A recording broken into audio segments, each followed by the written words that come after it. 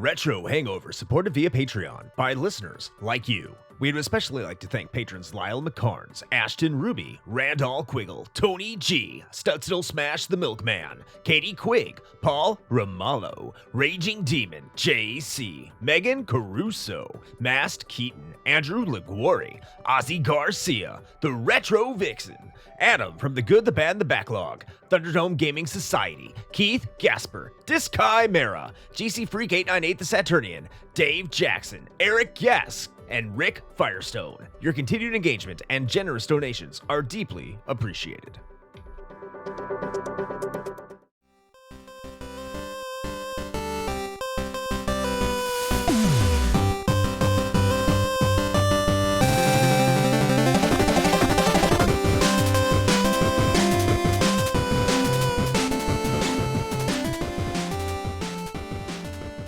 Welcome to The Flight, a consumable curation of champions and catastrophes that is considerate of your chronometer. I made that a little bit faster that time. Ooh. Welcome to the Retro Hangover Podcast Flight. It's me, Chris Gopleen, and as always, I am joined by the magnanimously well-hung Shane the Dick Dragon Koski. How's it going today?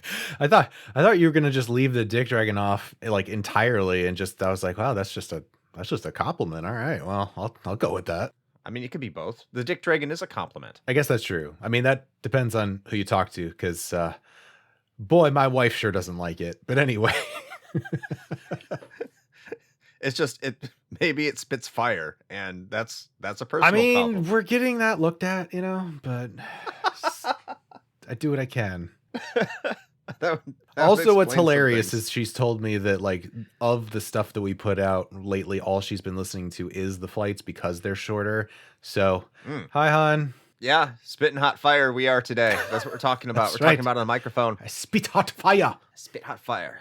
All right. Moving on, as we always are wont to do if we don't drive you out within the first 3 minutes. Thank you for sticking around. That's our really our tactic. Flight. Yeah.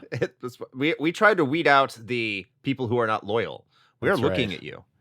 And for this episode, well, first of all, The Flight is a top 5 podcast that were subjects that were nominated and voted on by our patrons. We're still waiting on the weird ones, but I guess Shane is providing some protectionalism. So if you're upset about that, yell at him. But I'm kind of thankful hasn't gotten too weird yet. I say yet. It's coming. It's inevitable. Eventually, now that they know this, by the way, as soon as the previous episode gets out, then, they're just...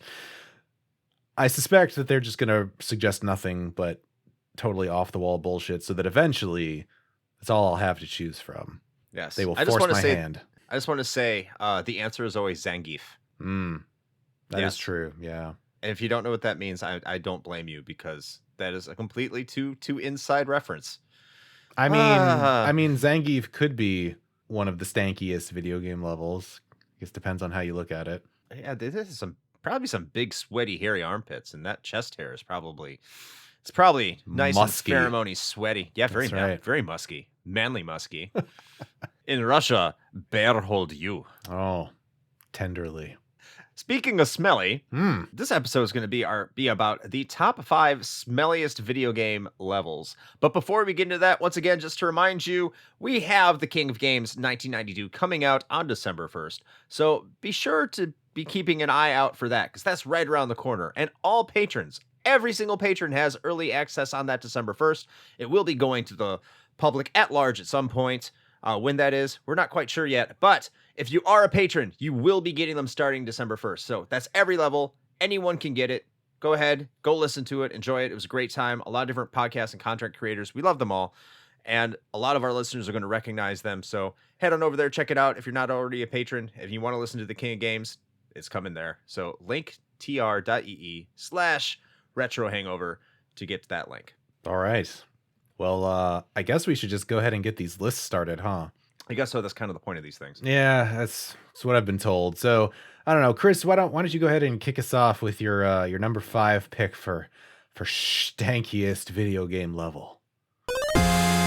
Number 5.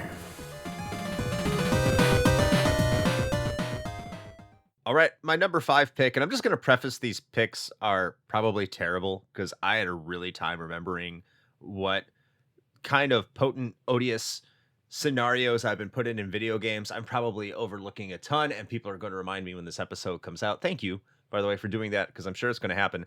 But I'm going to start out with the Colosseum in Symphony of the Night. And the reason I'm picking that out of like any single Castlevania level, because I'm sure a lot of them are sinky because you're dealing with dead things, is just because you see like the rotting monster in the back of one of the rooms, which fell from like another area in Castlevania Rondo of Blood or Dracula X Rondo of Blood. And it's been rotting there for like 5 years now. So it's probably very smelly. The entire area, it probably just smells like rotting flesh, which, of course, Alucard's half vampire, so he probably doesn't care. But I can tell you, I definitely would. So it would probably stink in the Coliseum, even with that amazing music going on in the background. I would be throwing up. It's interesting that you picked that. I thought I was waiting because when you said Symphony of the Night, I was like, holy shit, did he pick the thing that I was going to pick? You picked a different one, so that's cool. For a little while, until I reconfigured my list here a bit, I actually had Legion on here from Symphony of the Night. I mean, just a giant ball of corpses must smell just the worst. It has to. But it did not make it on my list. So I suppose I should talk about my number 5. So mine, coming here at the bottom of ye old list. If you listened to our last Flight episode about licensed games, then you might have been surprised that I did not include Turtles in Time in any fashion there, but don't you worry, because I'm going to make up for it here with my number 5 being Sewer Surfin' from TMNT4 Turtles in Time. Now, one might think, like, Shane, that doesn't seem particularly smelly. And, at first blush, like when you kind of look at it, you might be right. You're just like, it's cartoony, it's bright. It doesn't give you that sense of like, an odoriferous sort of location. But it's when you really start thinking about it, when you're just like, well, it is a sewer, and canonically it's New York City's sewer. Yes. So already probably not the best environment. It's probably got its own sort of, bouquet going on. But then you also mix in the pizza monsters. Okay. So if you happen, right. Yeah. Right. So if you recall, the pizza monsters originated from the first run of the animated series way back in the day. And again, canonically, they are composed almost entirely of cheese. So you've got these big gelatinous cheese monsters just simmering there in sewer water for who knows how long. So take the New York City sewer system and then mix that with like very old cheese, and you have got yourself a mix that I don't think anybody wants to participate in.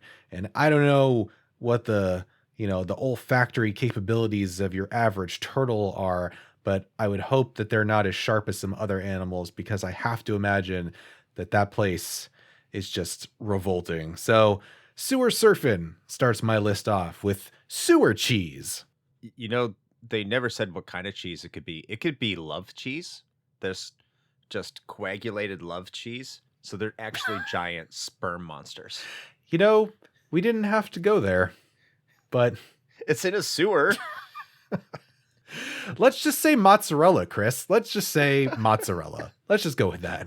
Baby mozzarella? God damn it. Just go to number 4.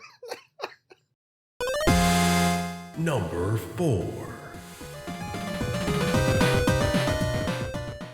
My number 4 is terrible coming off that pick, and for all the wrong reasons. I'm a terrible human being. I shouldn't be laughing right now. It's Angela's boss room in Silent Hill 2. Oh, God. Oh, God.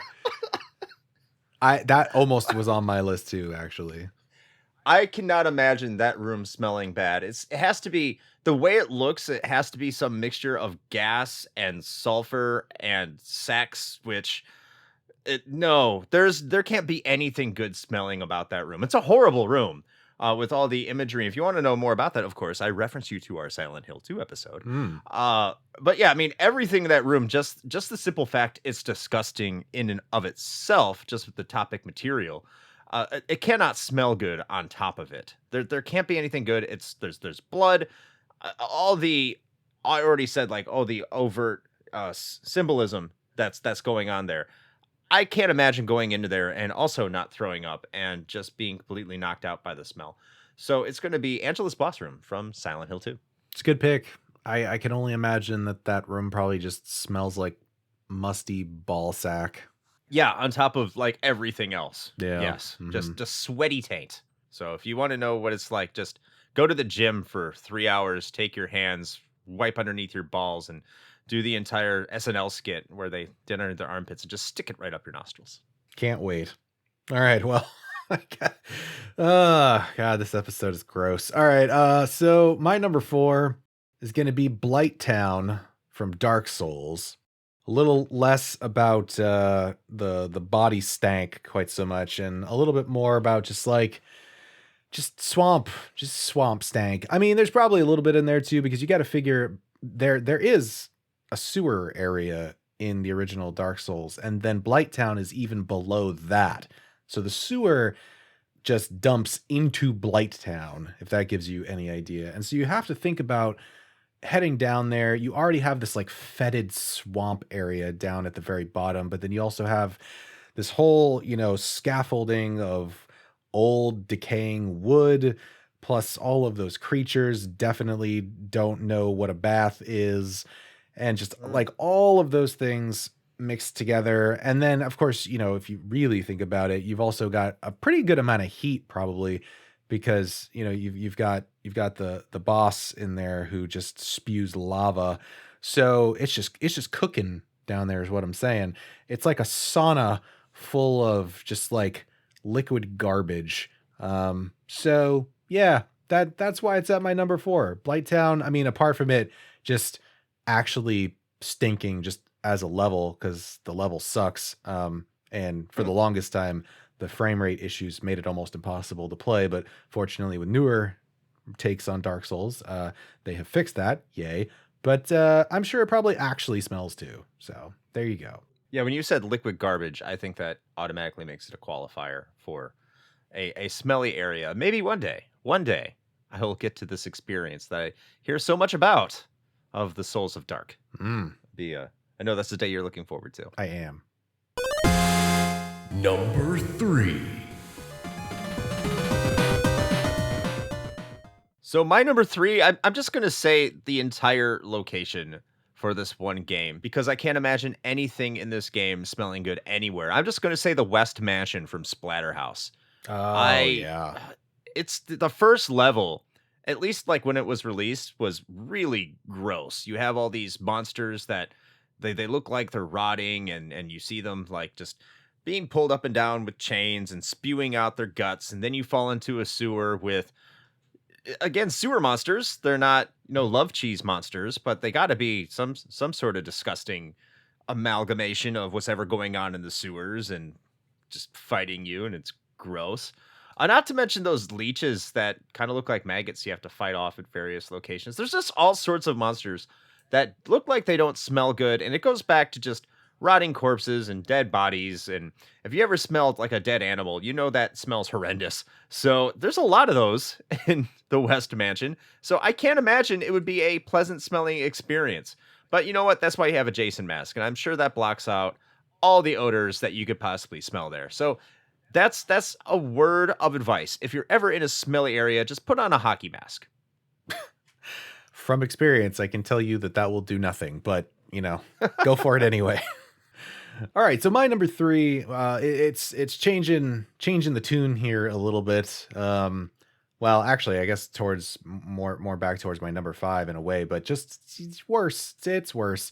It's Mr. Slave's butt from South Park: The Stick of Truth. Ooh. So if you've played Stick of Truth, you know that eventually at some point you follow the mystical magical Lemmywinks literally into the asshole of Mr. Slave, and you play an entire level inside of his sphincter. I feel like I don't need to say too much more on that because it's a man's sphincter. I mean, for the record, it could be anyone's sphincter. It's probably still just gonna smell. So yeah, I'm just gonna leave it at that. It's a level inside of a person's butt. So there you go. You know what? It might stink, and I could see it stinking, but you don't know. He might clean it very well. It's popular amongst the kids today to eat ass. You know that And is true. I suppose yeah, out of anyone, Mr. Slave might actually have a cleaner ass than most. yes, I would assume it might be bleached, or it's very well maintained, at least. Well, So shit. Now I need to just take it off my list. No, too late. It's done. it's done. It's done. I think this is an appropriate time for me to say I'm not including the Great Mighty Pooh from Conker's Bad Fur Day. Is that on your list? So that I was going to ask you about that before we started recording this episode because Okay. it was. And then I took it off because it felt just so obvious. Yeah, that's kind of the way I went with the two, and I haven't played Conker's Bad Fur Day, especially to that point. And it just seemed like, it's the Great Mighty Pooh. Of course it is. But okay, we're acknowledging it, but it's not on either of our lists. So There you go. we get it. Number 2. All right, my number 2 is Atlantis from Tomb Raider, Huh. which you might not think you say Atlantis. If you never played Tomb Raider, you would probably be wondering, what the hell am I talking about? And that's because Atlantis does not look like a regular level. It looks like you're inside of a giant body. It's just very organic, and you're just running around. I think there's like little squishy noises when Lara is running around the level too. And it's obviously it can't smell good in there. There's no way that it smells good in there. It's just like this alien creature, I think. I don't know. I forgot the lore. It's been so long. I didn't like that game. So I just remember being a gross level meant to gross you out, to have a little bit of the body horror element there. And yeah, if it's anything like, probably I could imagine the inside of a body and I smell what comes out of that from time to time. That cannot be good. So Atlantis from Tomb Raider. That was an unexpected pick, but I like it. All right, I'm actually you know what? I'm doing a last minute fucking pivot on my number 2. Calling an audible. That's right, calling an audible. So I guess you know what? I'll throw the honorable mention out for pretty much any level in Binding of Isaac. That was going to be my number 2 up until True, about yeah. 5 seconds ago. Which I think is still a valid pick, but if I'm sticking with the things that I've played and also like kind of motif that, you know, that I feel like we should stick to for a lot of these, just because they're more personalized lists. I have played Binding of Isaac, but not nearly as much as some of the folks in our community I know of. So, but there's the shout out at any rate. Tony G. That's right, Tony G, especially Mama Gertie, because holy crap, that's disgusting. But anyway, no, I'm pivoting a little bit. You know what? So my number 2 is actually going to go to Lord Jabu Jabu from Ocarina of Time. That shit's disgusting. All right, you don't really think about it too much, at least initially. But you go inside of a big ass whale. You are just inside of this whale's digestive system. San Diego. That's right. A whale's vagina. And so the entire level takes place inside of this whale. And if you really think back to Ocarina of Time, that whole level is actually pretty fucking gross. Like everything is super fleshy. You're destroying what looks like polyps on the inside of this whale, and you know the liquid that would be water in any other place is definitely just like bile. So yeah, no, I think Lord Jabu Jabu is going to take number 2 because I feel like being inside of a actual whale probably just smells like, you know, low tide but just amplified, and that's not good. Nobody likes that. No one likes being inside of a whale's vagina. That's right. Go fuck yourself, San Diego. I'm Ron Burgundy. Number 1. All right, my number 1 is Paris from Twisted Metal 2 because it's in France. Is that actually your pick? No. That'd have been hilarious. I mean, it probably stinks, but in all seriousness, it's the Foreside Sewer from Earthbound. Oh, And yeah. this kind of seems like a step back compared to what I've been talking about with a lot of the more body smells, whether it be dead bodies or anything like that. But this is a level in Earthbound that specifically tried to go out of its way to let you know it stunk. I think like Master Belch is in the sewers of Earthbound Hmm. in Foreside. And that's what it tries to get across. There's enemies overall in Earthbound that like if they smell so bad that your characters can miss a turn. But I can't imagine Foreside again, kind of going back to, like you said, New York City. A lot of people live there. It's all going into the sewers. You got to go through. The water's green. You have slimy monsters with flies around them. I can't imagine that smells all too terribly pleasant. And if there's any game and any level in any game that gave me the imagery of my nostrils just being putrefied and just searing off and me just dying from the smell, that would have to be associated with the Foreside Sewer. I don't know why it just associates so much with me and so well with me that that's such an odorous place to be, but it is, and it gets my number one because of it. I like it. That's a good pick. My number one is a little less jovial, I guess, than some of my previous ones, but it does track with a lot of what Chris was saying before. I fortunately, in my lifetime, have not had the opportunity, let's go with misfortune, of having to smell a dead body.